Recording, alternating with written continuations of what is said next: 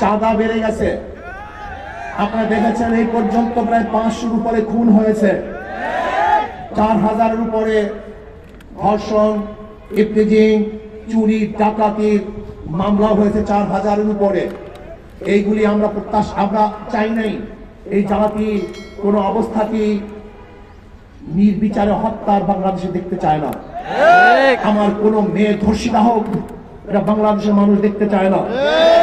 আমাদের বাংলাদেশের মানুষ কোনো ক্ষুধার্ত থাকুক, এর দেশের জাতি দেখতে চায় না।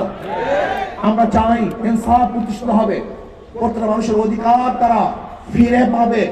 যেখানে থাকবে মুসলমানদের অধিকার, যেখানে থাকবে হিন্দুদের অধিকার, যেখানে থাকবে খ্রিস্টানদের অধিকার, যেখানে থাকবে মহিলাদের অধিকার, যেখানে থাকবে প্রত্যেকটা জেলে, তাঁতি, কুমার, ঋষি, চামার, প্রত্যেকটা মানুষের অধিকার যেখানে বাস্তবায়ন হবে, সেই রাষ্ট্র আমরা দেখতে চাই। আজকে ভারতকে বলবো, আপনি উস্কানি দিচ্ছেন, পায়ে পাড়া দিয়ে আমাদের সাথে যুদ্ধ করতে চান। আজকে ভারতের একবার দালালরা আমাদের দেশকে অস্থিতিশীল করার চক্রান্ত করতেছে। আমি বলবো, ইসকন এটা হিন্দুদের কোনো সংগঠন নয়, এটা সন্ত্রাসীদের সংগঠন, এটা সংগঠন, এটা সন্ত্রাসবাদ কায়েম করতে চায়, এই দেশকে ধ্বংস করতে চায়, এই ভূখণ্ডকে ধ্বংস করতে চায়। আমি অন্তর্বর্তী সরকারকে বলবো, ইসকনকে নিষিদ্ধ করুন। অল্প সময়ের মধ্যে ইসকনকে নিষিদ্ধ করুন। আর ভারতকে বলবো, আপনি আমাদের সাথে যে যুদ্ধ করতে চান, ভারত কোনোদিনই আমাদের সাথে বন্ধুত্ব পরিচয় দিতে পারে নাই। ভারত সে দেশের সংখ্যালঘুদের উপরে ভালো ব্যবহার করতে পারে নাই, তাদের সাথে ভালো আচরণ করতে পারে নাই, তাদের সাথে বৈষম্য দূর করতে পারে নাই। আপনারা শুনেছেন ভারতের মধ্যে বাবরি মসজিদকে ভেঙে দেওয়া হয়েছিল, জ্ঞান পাপি মসজিদকে, সেখানে মন্দির মানবার চক্রান্ত চলতেছে। ভারতের মধ্যে গরুর গোশত বহন করার অজুহাতে বহু মুসলিমদের হত্যা করা হয়েছে। আপনারা দেখেছেন কর্ণাটকের আমার বোন বোরখা পরে কলেজে যাওয়ার কারণে এক অপমান করা হয়েছে। আপনারা দেখেছেন হাজারো বোনদেরকে ভারতে ধর্ষণ করা হয়েছে, যেখানে সংখ্যালঘুরা ভারতের মধ্যে পার্সেন্টেজ অনুযায়ী এখনো চাকরি পাচ্ছে না, যেখানে মুসলমানদের পার্সেন্টেজ 25-30-এর উপরে, সেখানে চাকরির হার মাত্র 1%। অথচ বাংলাদেশের সংখ্যালঘুদের হার কত আর চাকরির হার কত আপনি জানেন? 37% আজকে সংখ্যালঘুদের চাকরি, 37% আমাদের মুসলমানদের চেয়েও তাদের চাকরির পার্সেন্টেজ অনেক বেশি। এরপর আমরা বৈষম্য করছি, অথচ যে ভারতের মধ্যে ধর্মীয় অনুষ্ঠান পালন করতে দেয় না, যে ভারতের মধ্যে ধর্মীয় মসজিদগুলিকে ধ্বংস করা হচ্ছে, যে ভারতের মধ্যে বারবার হিন্দু মুসলিম দাঙ্গা সৃষ্টি করার জন্য উগ্রবাদীরা চক্রান্ত করছে, যে ভারত আমাদের সাথে 71-এ বৈষম্য করেছে, 71-এর স্বাধীনতার পরে 30,000 কোটি টাকার সম্পত্তি ভারত লুট করেছে। আপনি জানেন 71-এ এই ভারত আমাদের বাংলাদেশ থেকে বাথরুমের ভালো ভালো টেপগুলি নিয়ে গেছে, বাথরুমের ভেসিনগুলি নিয়ে গেছে, যেই ঘরের মধ্যে ভালো আলমারি ছিল সেই আলমিরাগুলো পর্যন্ত ভারত নিয়ে গেছে। আপনারা জানেন ভালো গাড়িগুলি ভারত আমাদের থেকে চুরি করে ভারতই নিয়ে গেছে। আমাদের দেশে হাজার অস্ত্র ভারত ডাকাতি করে নিয়ে গেছে। ভারত আমাদের সাথে আজ পর্যন্ত ভালো বন্ধুত্ব পরিচয় দিতে পারেনি।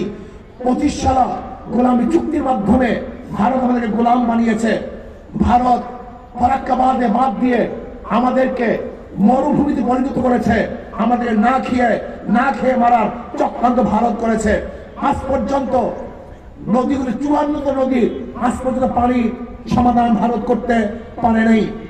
দেখেন ইসকনকে নিয়ে আজকে ভারত আমাদের খাদ্য বন্ধ করে দিয়েছে, আমাদের সাথে তারা বাণিজ্য করবে না, চিকিৎসাও বন্ধ করে দিয়েছে, তারা আমাদের চিকিৎসা করবে না।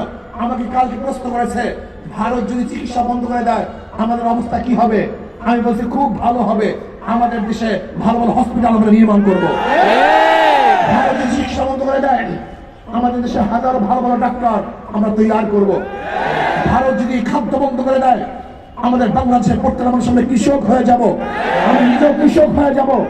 বাংলাদেশে 1 ইঞ্চি মাটি খালি থাকবে না, কৃষি করা হবে না। ভারত যদি আমাদের পানি বন্ধ করে দেয় তাহলে আমরা তাদের সাথে যুদ্ধ করে আমাদের ন্যায্য অধিকার আমরা আদায় করব। ভারত আমাদের সাথে যুদ্ধ করতে চায়, আমি বলবো থোড়াই কি আর করি ভারতকে। ভারত আমাদের সাথে যুদ্ধ কোনোদিন করবে না। যদি যুদ্ধ করার দুঃসাহস দেখায় তাহলে ভারতের কালো হাতকে ভেঙে দেব। ভারত আমাদের সাথে যুদ্ধ করতে চায়, তাই বাংলাদেশের প্রত্যেকটা নাগরিক তার ঐক্যবদ্ধ হয়ে ভারতকে এমন শিক্ষা দিবে, এমন পরাস্ত করবে, তাদেরকে এমন ভাবে পরাজিত করবে যে পরাজিত ভারত কোনোদিন দেখবে না ইনশাআল্লাহ। আমি বলবো ভারতকে, আপনি উস্কানি দিচ্ছেন, আপনার লোকজন আমাদের উপর হাই কমিশনে আক্রমণ করেছে, আক্রমণ করছে হাই কমিশনে নয়, বরং আমি বলবো বাংলাদেশে আক্রমণ করেছে। ভারত আমাদের পতাকা অপমান করেছে, আমি বলবো ভারতে বাংলাদেশের পতাকা অপমান হয় নাই, গোটা বাংলাদেশ অপমান করেছে। ভারতে আমাদের উপ হাই কমিশনের মানুষদের আক্রমণ করেছে, অ্যাসাল্ট করেছে, আমি বলবো সে আমাদের উপ কমিশনের মানুষদেরকে আক্রমণ করে নাই, বাংলাদেশের প্রত্যেকটা মানুষের উপর আক্রমণ করেছে, প্রত্যেকটা মানুষকে আঘাত করেছে। আমি ভারতকে স্পষ্ট ভাষায় বলতে চাই, আপনার যদি দুঃসাহস থাকে আপনি যুদ্ধ শুরু করুন। আমরা আগে করতে চাই না, আমরা আগে লড়াই করতে চাই না, আমরা চাই পার্শ্ববর্তী প্রত্যেকটা কান্ট্রির সাথে ভালো ব্যবহার করতে, ভালো সম্পর্ক রাখতে। কিন্তু কেউ যদি আমাদের আঙ্গুল তুলে ওই আঙ্গুল হাতে রাখা হবে না, আমাদের চক্ষু তুলে ওই চক্ষু শরীরের মধ্যে থাকবে না। কেউ যদি আমাদের সাথে লড়তে আসে ওই পাওকে ভেঙে দেব ইনশাআল্লাহ। আমরা ভয় পাই না, বাংলাদেশের মানুষ কোনোদিন ভয় পায় নাই, কোনোদিন তারা পিছনে হটে নাই, হটবে না, বুক পাকবে, বীর দেখাবে না, রাজপথে রক্ত ঢেলে দিবে, কিন্তু কোনো অবস্থাতে মাথা নত করবে না। 1000 বছর না খেয়ে থাকলেও ঘাস খায় না। বাংলাদেশের মানুষ উপবাস থাকলেও ক্ষুধার্ত থাকলেও কাউর কাছে মাথা নত করে না।